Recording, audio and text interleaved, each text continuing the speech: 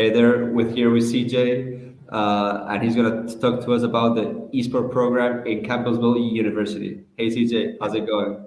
Hey, good. How are you? Actually, before I say that, it's great to be here. We can finally set up a time to do this. But yeah, I'm doing well. How are you?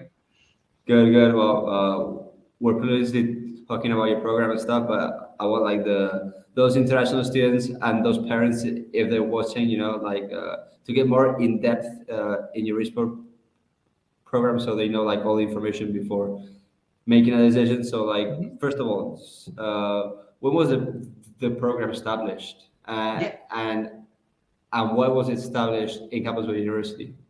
yeah. So our program was established in 2019. Um, so we were, very, we're fairly new, coming up into our, what is this, our fourth season, I believe. And so with that, it was there's other schools in our conference that were having talks about an esports program, and Campbellsville, they were just like, we're not going to have a talk, we're going to do it. And so yeah, and here we are, and it's been great ever since. Nice, nice, nice. And did you have like an initial like go through it with the university, or you had to like convince the university? How did it go? Was it It's very Yeah, no, it's really funny because I've been in traditional sports my whole entire life. So I swam all through when I was a kid, and through college as well.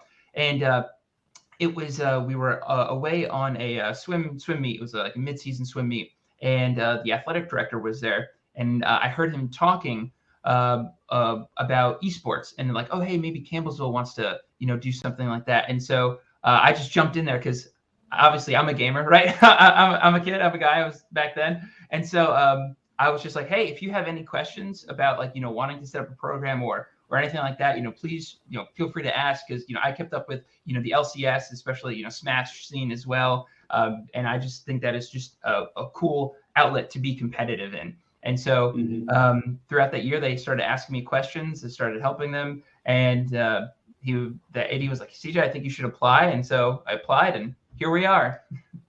Nice, nice. And up to this date, like how many esports teams do you have? So it fluctuates because we're always adding some in, and then some graduate, and then we won't like necessarily really have a team with that. So like we had an Apex team last year, and then all of our Apex players graduated. But we have about 9 titles right now, and so that stretches from League of Legends, Overwatch, Valorant, Smash Brothers, Rocket League. Some newer ones, which are, I should say, FIFA as well, but some newer ones that we have are Pokemon VGC, and then Pokemon Unite, and chess, where we're bringing in. So it's always, I should say, evolving and growing, which I love seeing that. Nice, nice. And also, like, do you have like a place for like students that are more like in the gaming and not like in the esports? Do you have a place for both, or it's more like competitive focused, the Yeah, so program? we're definitely more competitive focused. We have our own esports arena here, and that is solely just for esport athletes. So not a traditional student couldn't come in and use it, and I think that's something that I really pushed for. So that way we know our equipment. If something breaks down or something happens, it's easier to kind of backtrack and have IT come in and help with that situation. And it's who's in the arena and using your stuff. You don't have to, it's your teammates, so you don't have to worry about Mhm. some random person coming in. Nice. And do you also count with like for example, a student can have an esports scholarship, but if he has a talent in graphic design, social media, or production, or content creation, do you also like give like maybe extra scholarship for like a work study for those students that can also help build the esports program, or you mainly focus, or you already have staff full time and you mainly focus on the competitive side? How does it work? It's just to know the Yeah, opportunities for the students.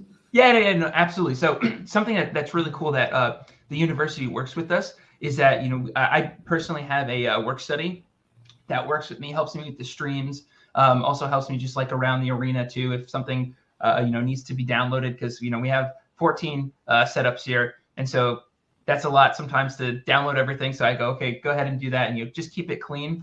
But yeah, we work with communications and also SID, which is our sports information director. And so they have work studies too, which they'll help us keep score, keep track of player stats, also set up with streams and everything like that. And you said graphic design, also help us with the graphics as well. So it's not just a opportunity in the esports, but also outside of the school too, because you can also work with not only esports but other traditional sports as well.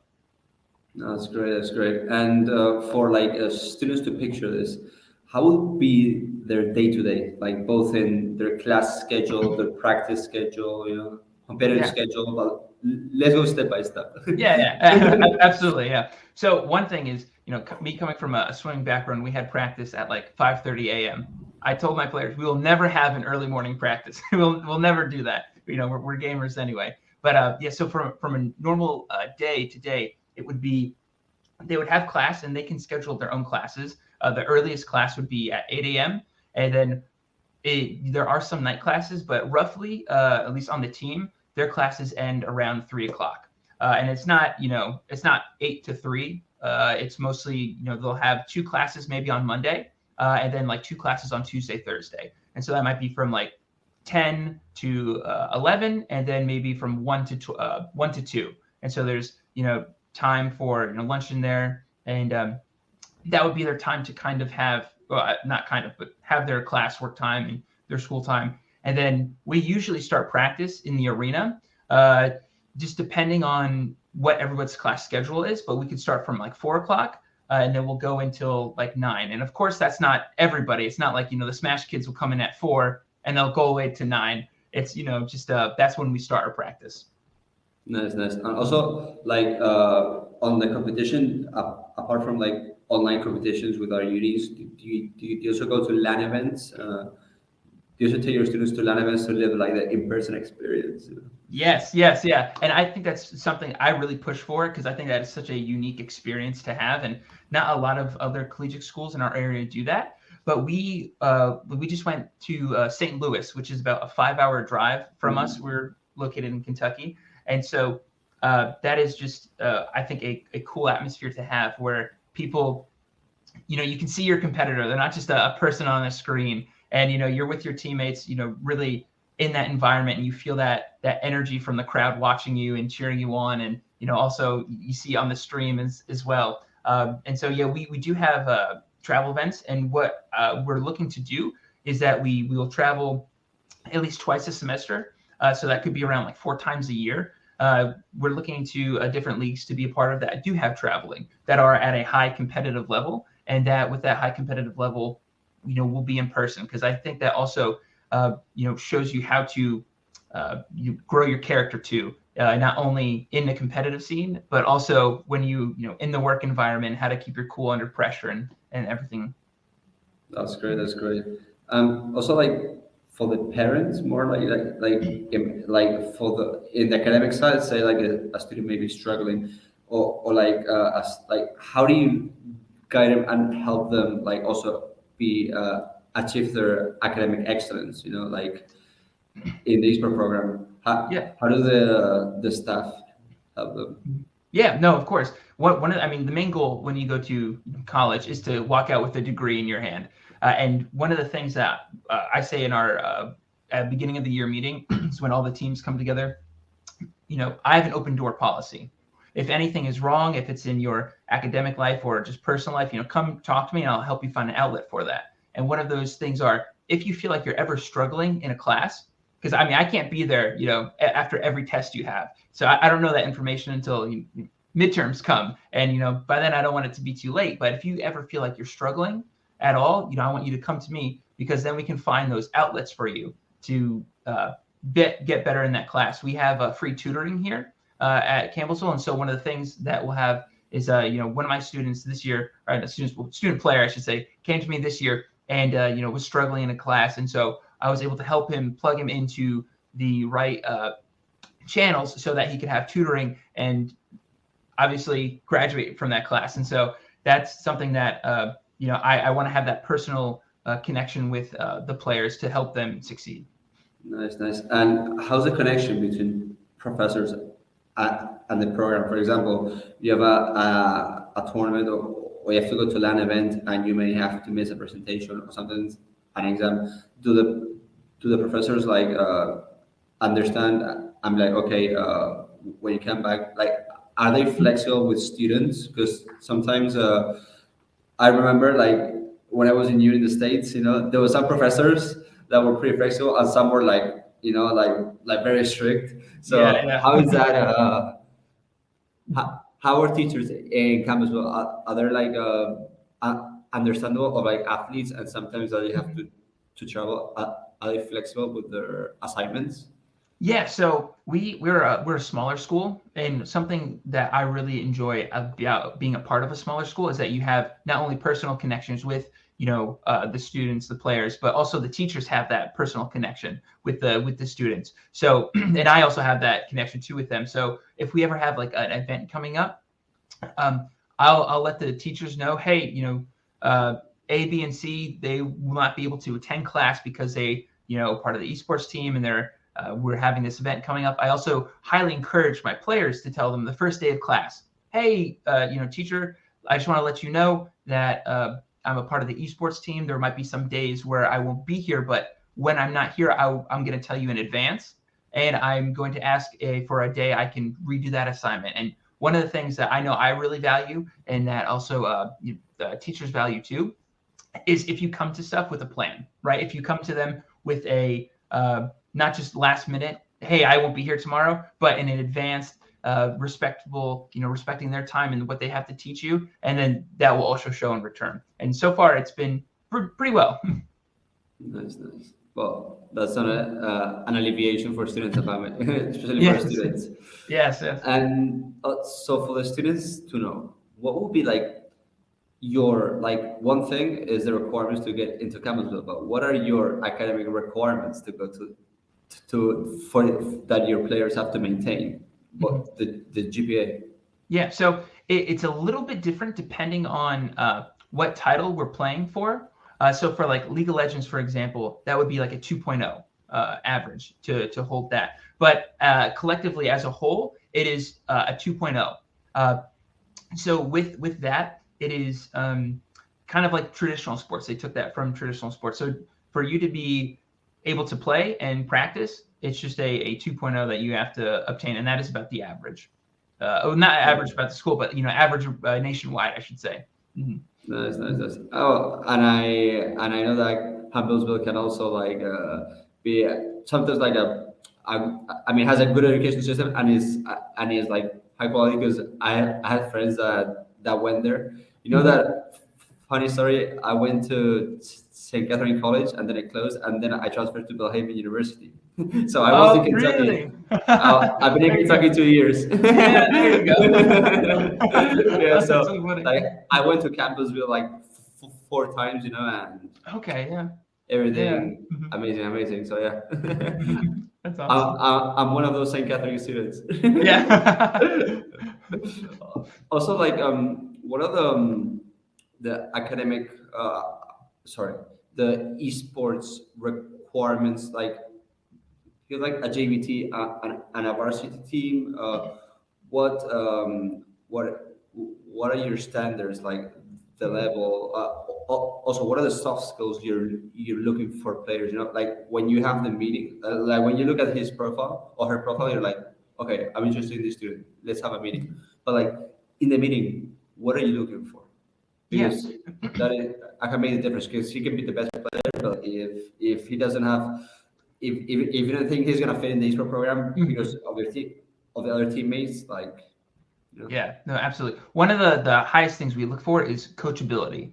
And what that means is, can they take constructive criticism? Can they work on that constructive criticism, and can they apply it? Because I know, when you have a lot of athletes, they'll play, solo queue, let's say, and they'll get so into their own way that any kind of like outside information they won't use, right? But when you come in here and you're part of a team, that's completely different, because now you have four other people, or five other people working with you, trying to make you better, and they're not trying to tear you down, but they're trying to point out your flaws so that you can succeed together as a team. And so one of the things that we work on, every year, I should say, because we have new people coming in and people graduating, is that communication, because communication is key in anything you do. So that way, especially in team sports, because if you know where your top laner is going to be or your jungler is going to be, then your top laner is going to play a little differently. And so by playing more, you create that synergy.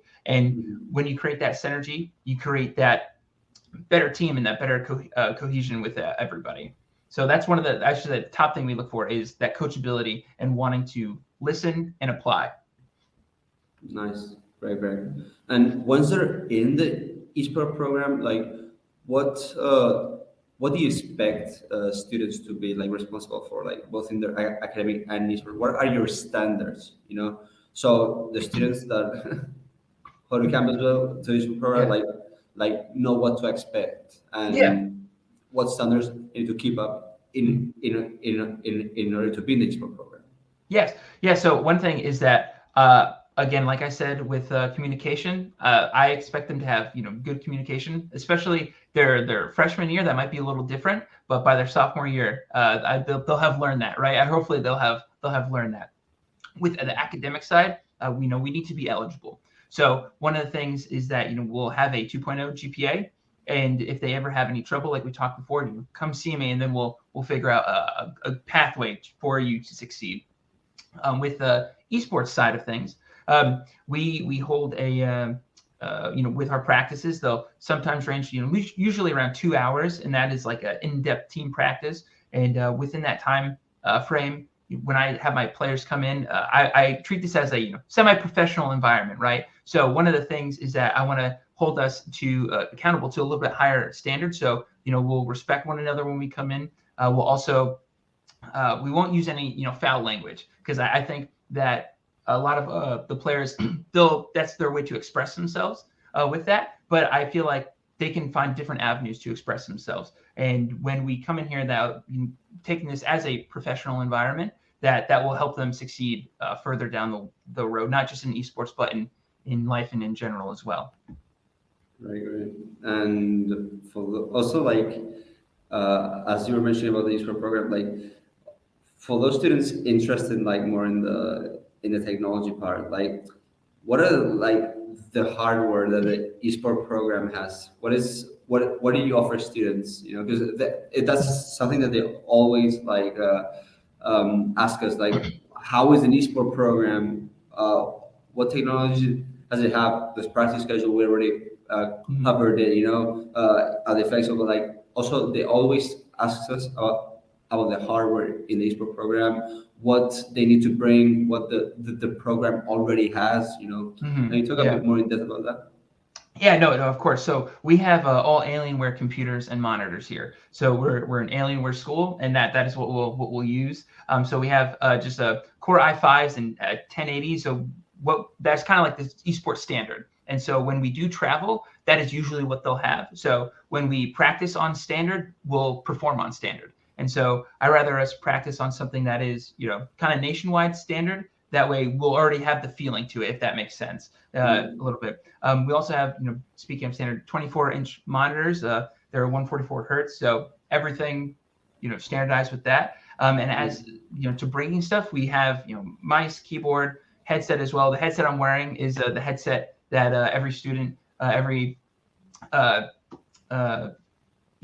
computer and station has. And so with that, I always tell my players, whatever you want to bring, you can bring in, your headset or your keyboards. You don't have to if you don't want, but whatever makes you feel comfortable. And so I have players that come in that will just, bring their mouse, or I have players that come in and bring their headset, mouse, and keyboard, and they'll set that up, and that's completely fine. We have, everything here, so that way you don't have to think about that stuff. But then again, I know, if I would play on a different mouse, I'd feel a little bit, out of whack a little bit. It's like putting on a different baseball glove. Nice. And once they get to Campbellsville, like how does the esports program or the university make sure they adapt and have everything they need in order to like feel comfortable and continue with their classes and their training and competition? How does the university interact with that? Yeah, so at CU, at Campbellsville, we have what is called a first year experience class. And so there's also, they'll meet like once a week to try to check in on the academic side of the students, because I know it must be very different from when you move from another country and, come over here. And that's why we have international students on the team too. And when I work with my GA, that's something that, maybe this is their first time being away from home. We have people here that are freshmen too, that are domestic. That's their first time being away from home. I want to make them feel as comfortable and as welcoming as possible. So I don't want them to feel, oh no, I'm in a lifeboat, in the middle of the ocean, nowhere. And so there's a first year experience class that will help them with that. Also with the esports team, it's almost like you're in a immediate family almost, because not only do you have a team you're part of, but some of the players, are friends with the Smash team, and they'll play Rocket League, and they just like gaming in general. And so they'll talk about, different things and avenues with that. And sometimes we'll have a open arena, and I'll come in and they're playing, Mario Party, just kind of hanging out. And so having that comfortable environment is something that I find out to really help the student feel more welcoming and feel, maybe a second home away from home.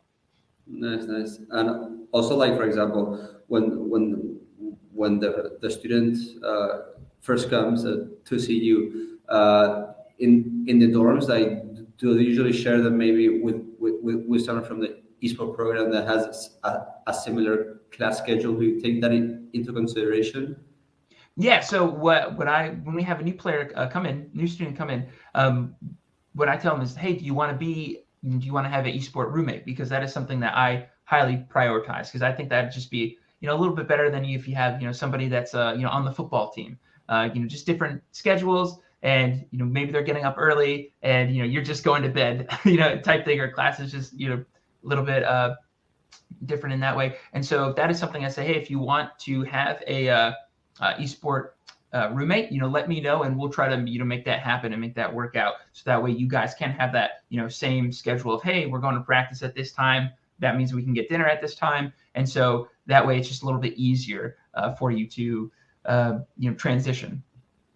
Nice. That's great.